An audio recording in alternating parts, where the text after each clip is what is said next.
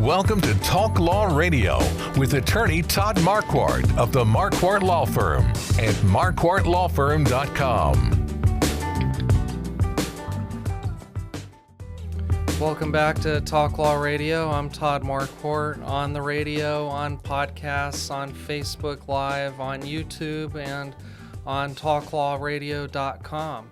Here talking with Cyndi Pressler about her certified assisted living management course and defining what assisted living is. But first I wanted to talk about the Alamo because I want to give you an opportunity to win a hat. I will mail you a baseball cap type hat that has a picture of the Alamo on it, and it says "Remember" underneath it. I bought these hats from the Texan, which is a publication that is a great read in the mornings. But first, I want to tell you about a letter that William Barrett Travis wrote on February 24th, 1836. To the people of Texas and all Americans in the world, fellow citizens and compatriots, I am besieged by 1,000 or more of the Mexicans under Santa Anna. I have sustained a continual bombardment and cannonade for 24 hours and have not lost a man. The enemy has demanded a surrender at discretion, or otherwise the garrison are to be put to the sword. If the fort is taken, I have answered the demand with a cannon shot, and our flag still waves proudly from the walls. I shall never surrender or retreat. Then I call on you in the name of liberty, of patriotism, and everything dear to the American character, to come to our aid with all dispatch. The enemy is receiving enforcements daily and will no doubt increase to 3,000 or 4,000 in 4 or 5 days. If this call is neglected, I am determined to sustain myself as long as possible and die like a soldier who never forgets what is due to his own honor and that of his country, victory or death. P.S. The Lord is on our side. When the enemy appeared in sight, we had not 3 bushels of corn. We have since found in deserted houses 80 or 90 bushels and got into the walls 20 or 30 head of beeves. I had to look up beeves. It's a cow. So if you want that hat that has a picture of the Alamo on it and says "Remember" underneath, you need to call the station at 210-308-8867, 210-308-8867, and I will give you a hat. Let's get back to assisted living. With your passion for teaching and your passion for seniors and older people receiving good care, you started teaching people who wanted to open up their own business, assisted living communities or houses, a certain program. And so I just want you to go through that program so that people can get an overview of all of the things that go into having a successful residential care home or assisted living. Okay. Can I say something about beeves first? Yeah. I love language, and so beeves is the way they used to spell beef. Beefs. It was really supposed to be F, but they used V and different letters like that back in the English, Old English. Right. That's interesting to me. Uh-huh. And thank you for doing that, Todd. That just warms my heart, because as a child, Texas is a republic, and there's a reason why it's called the Republic of Texas. Other states are not called that. Right. So it has to do with some of that history. Anyway, thank you for that. So the CALM training, CALM, is Certified Assisted Living Management. It is a course that is required by the state of Texas Health and Human Service Commission. It is in their regulatory codes. There is a list of credentials that a person operating, managing an assisted living, licensed, should meet the criteria. And it might be that you have a medical degree, or you have a business administration degree, or you have experience, but they add on that you also must complete a assisted living management course. There is a certificate that's issued after that. While the state requires it, and they also list what the content must be, and just like for a social work degree or anything else, professional, there must be a certain number of hours. The first year, it must be 24 hours of course completion, and then following annually, it must be 12 hours to renew your certificate.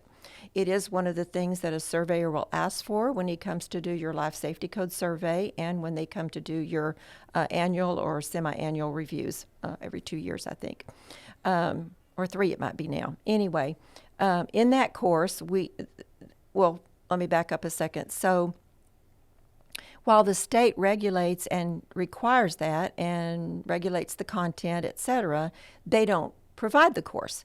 So that course can be provided by accredited people, such as myself. You can accredit yourself, but we feel like we have that accreditation or that qualification to provide that training based on our number of years of experience, work history, our relations and connections with people that have worked for the state, that were in those programs, in regulatory. So we have great speakers.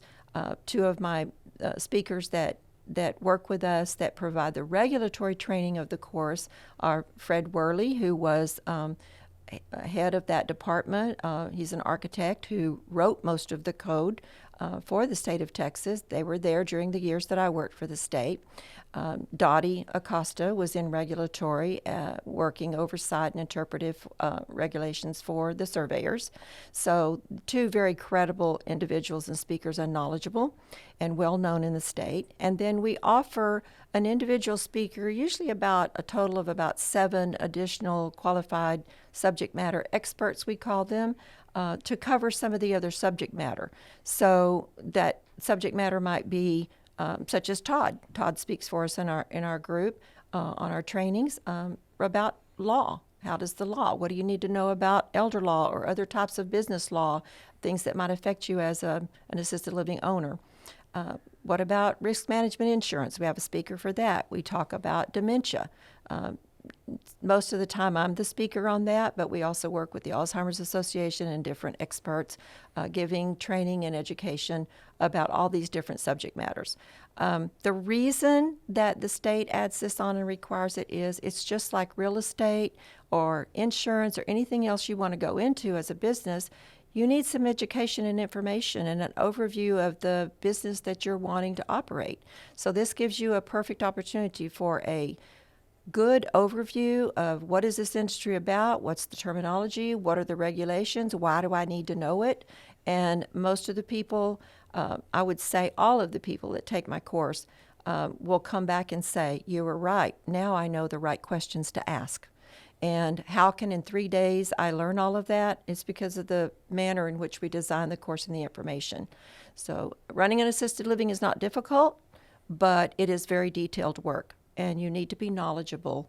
And if you don't follow the regulations, then the government shuts you down and you lost all your business money to get it started. Absolutely. The regulations are there because seniors are deemed as a vulnerable population, and vulnerable populations, people that are disabled, people with medical, people with all kinds of different reasons, income levels, whatever. There's special provisions in our Texas policies and procedures that actually starts at the national level to protect those populations and give modems by which we can provide their care and support. And we're expected to adhere to safety of environment and safety of care oversight.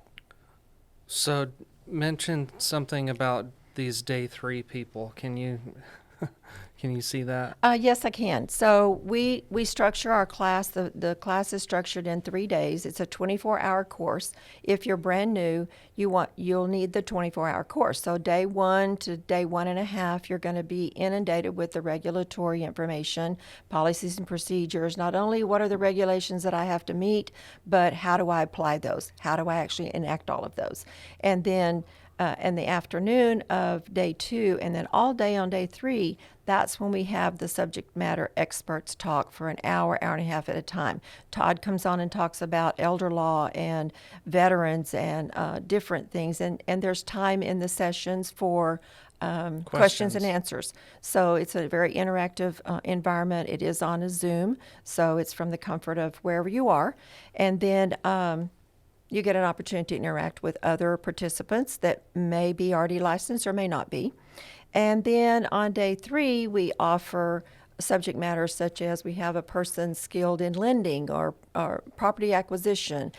What do I need to know about looking for a home that's suitable to you? So it's really good because I've had clients that have jumped in and bought a home and then called for help, and they bought the wrong home, and it's going to cost a lot of money. So we have a motto at Consult Cyndi. It's called Start Right, Stay Right. And that comes from my dad. That's my story on that issue, because if you start something correctly, which means think it through, make a plan, get some help, ask questions, then you have a greater percentage chance of staying right and being successful. And tell us, when is this next upcoming class? It's going to be March 11, 12, and 13. You need to register now if you're going to. Registration will close here in the next few days, and the cost is $315, and I will promise you that's below anybody else I know, so it's a great rate and probably the best information you're going to get. And they can email you at carehomeconsulting.com. Okay. Or you can use info@consultcyndi.com. Okay. But primarily use the carehomeconsulting.com. That will direct it directly to me. Okay, we got to take a break. Call the station if you want a hat. Be right back. This has been Talk Law Radio with attorney Todd Marquardt, brought to you by the Marquardt Law Firm. You can learn more at marquardtlawfirm.com. And be sure to listen to the full Talk Law Radio show Saturday mornings at 11 on 9:30 a.m. The Answer. Each week, attorney Todd Marquardt talks about the law. His mission with the Talk Law Radio show and podcast is to help you discover your legal issue blind spots. In the beginning, God had one law. Don't eat from the fruit of that tree. Then came the 10 Commandments. Now we have federal, state, and municipal lawmakers that won't stop creating new laws. Laws that might impact you without you knowing it. Listen to the show and drop a line on Facebook or email host@talklawradio.com and let the host know what you think of the show, the topics you want to hear, and whether you want to be a guest.